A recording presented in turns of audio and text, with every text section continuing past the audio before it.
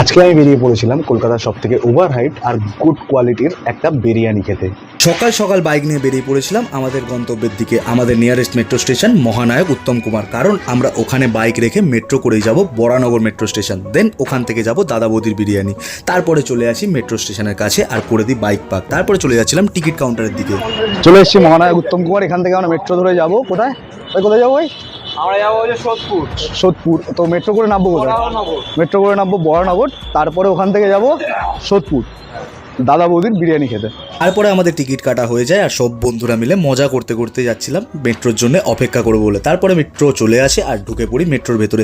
মেট্রোর ভেতরে মজা করতে করতে বাইরের সিন দেখতে দেখতে আমরা পৌঁছে যাই বরানগর মেট্রো স্টেশন।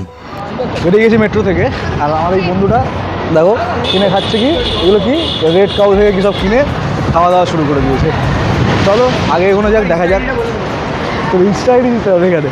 ও বলছে ওর ইনস্টা আইডিটা দিয়ে দিতে এখানে, ওর ফলোয়ার্স বেড়ে যাবে বলে।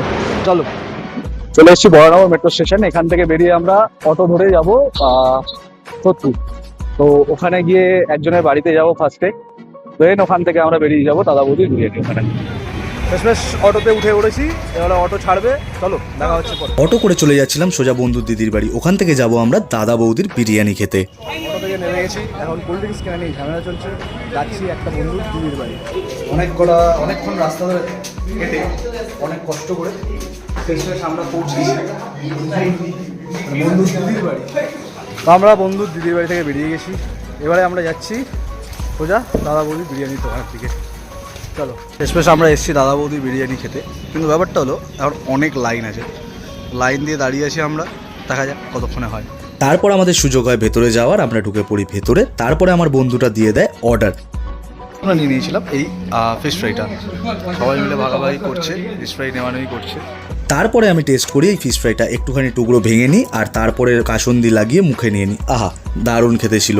তারপরে তোমরা দেখো খালি এর মাছের ফিলেটা কতটা, ভেতরে একটাও এক্সট্রা কোটিং ছিল না, পুরোটাই মাছে ঠাসা। তারপরে টেস্ট করি বিরিয়ানি, শুধু রাইসটা ঠিকঠাকই লাগলো, কিন্তু আমার মাথায় চাপে আর একটা বুদ্ধি। আমি ভাবলাম একটুখানি আলু, তার সাথে একটুখানি মাটন আর রাইস দিয়ে খেয়ে দেখবো কীরকম লাগে। তারপরে পুরোটাকে এক করে যেই নিয়েছি মুখে, আহা হা, দারুণ খেতে, দাদা বৌদির বিরিয়ানি বলে কথা।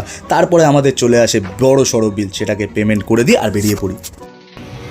খাওয়া দাওয়া হয়ে বেরিয়ে গেছে, এবারে পালা হলো রিভিউ নেওয়ার। সব বন্ধুদের কাছ থেকে রিভিউ নেবো কীরকম লেগেছে খাবারটা। বিরিয়ানিটা কেমন লাগলো ভাই? ভালো লেগেছে, এত ভালো লেগেছে খেলেই ভাই পেট ভরে গেছে। তো বিরিয়ানিটা কিরকম লাগলো ভাই? এই দাঁড়া, তোকে দেখা যাচ্ছে না, দাঁড়া ব্রাইটনেসটা বাড়া। হ্যাঁ বল, এবার বল তো কিরকম লাগলো। সামনে এটা তো পরে মাংস এত বড় সাইজের মাংস দিয়েছে। রিভিউ নেওয়া কমপ্লিট, সব কিছু কমপ্লিট। এবারে ফেরা আমাদের বাড়ির পথে, তাই চলে আসছিলাম মেট্রো করে টালিগঞ্জ মেট্রো স্টেশন, ওখান থেকে বাইকে করে চলে আসি বাড়ি। আজকের ভিডিওটা কিরকম লাগলো কমেন্টে জানিও। দেখা হচ্ছে পরের ভিডিওতে, বাই বাই।